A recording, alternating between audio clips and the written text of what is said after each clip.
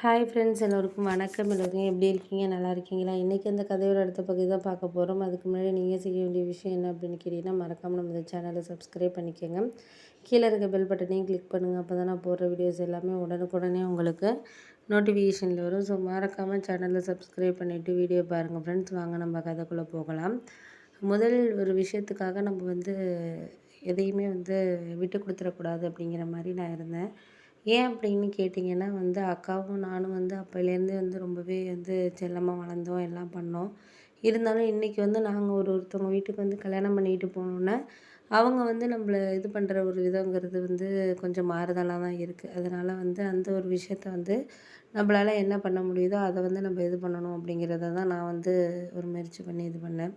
சரி பார்த்துக்கலாம், முடிஞ்ச வரைக்கும் நம்மளால் என்ன செய்ய முடியுதோ அதை எதுக்காக இருந்தாலும் நம்ம முயற்சி பண்ணி பார்க்கணும் அப்படிங்கிறதுல நான் ஒரு இதாக இருந்ததுக்கு அப்புறம் ஒன்றும் நான் சொல்கிற மாதிரி இல்லை.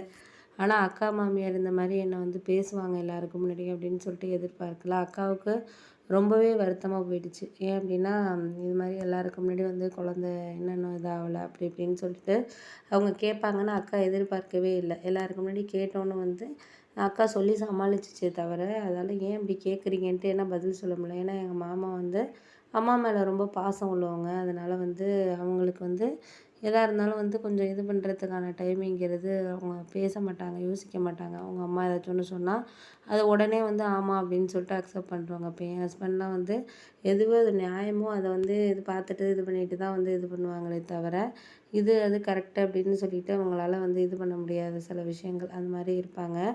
அதனாலேயே ஒரு சில விஷயங்களை நம்மளால் இது சொல்ல முடியுது, சொல்ல முடியல அப்படிங்கிறத தாண்டி எந்த ஒரு விஷயத்துக்குமே நம்மளால் அக்செப்ட் பண்ணுறதுக்கான இதுங்கிறது இல்லை அப்படிங்கிற மாதிரி தான் எனக்கு தோணிக்கிட்டு இருந்துச்சு.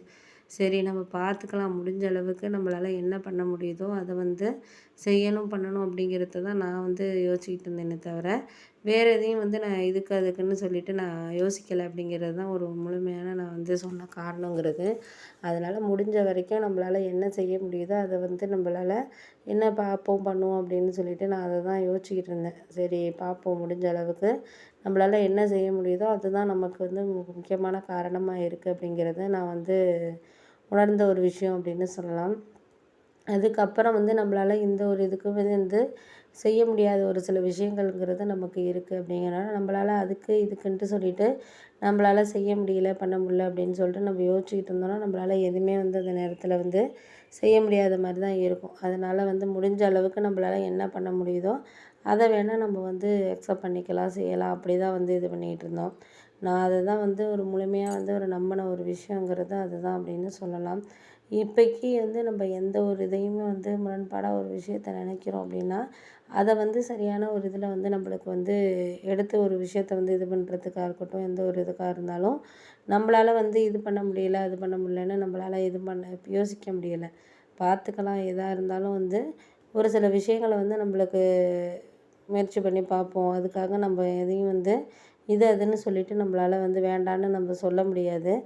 பார்த்து எதாக இருந்தாலும் யோசிப்போம். எது எது கிடைக்குதோ வாழ்க்கையில் அதை அக்செப்ட் பண்ணிவிட்டு போனனாலே போதும் அப்படிங்கிற மாதிரி தான் எனக்கு தோணிகிட்டு இருந்துச்சு. இருந்தாலும் அவங்க அந்த மாதிரி என்கிட்ட பேசியிருக்கக்கூடாது. அம்மா இது தெரிஞ்சு எங்கள் அக்காகிட்டயே ஃபோன் பண்ணி பேசினாங்க. இது மாதிரிலாம் அவங்க மாமியார் பேசுகிறதா, எல்லாருக்கும் முன்னாடியும் பேசுகிறாங்க, நம்ம தங்கச்சியை பற்றி நீ ஏன் கேட்காம இது பண்ண அப்படின்னோன்னே எங்கள் அக்கா சொல்லி சமாளிச்சிச்சு. ஏன்னா அக்காவுக்கு எதுவும் யாரையும் எதிர்த்து பேசாத ஒரு இதாக கோவமாகவும் பேசாத அந்த மாதிரியான ஒரு ஆள் அப்படிங்கிறதுனால அது எதுவுமே பேசாமல் அப்படியே அமைதியாக தான் இருந்துச்சு.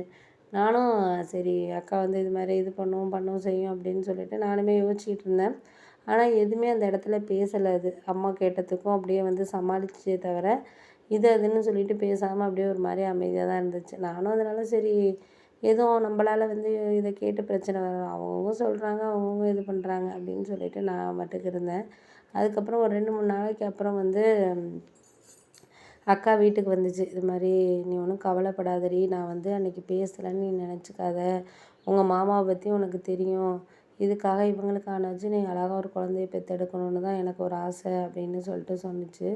அதனால் எதையும் யாரையும் நீ இது பண்ணிக்காத, அவங்க சொன்னால் சொல்லிட்டு போகிறாங்க, சொல்கிறதுனால என்ன ஆக போகுது, அவங்க இப்போக்கி அவங்களுக்கும் ஒரு பொண்ணு இருக்குல்ல, நாத்தனார் இருக்குது, கல்யாணம் பண்ணி கொடுக்குறப்ப அப்போ நம்ம பார்க்க தானே போகிறோம், இவங்க இப்படி சொல்கிறாங்கன்னா அவங்களுக்கே அது இதாகும், நான் எதுவும் சொல்ல விரும்பலை. நீ வந்து டாக்டர்கிட்ட நான் சொன்னேன்ல போன மாதம் வந்து ஒரு அக்கா சொன்னாங்கன்னு சொன்னேன்ல, அங்கே போய் நீ கன்சிடர் பண்ணு.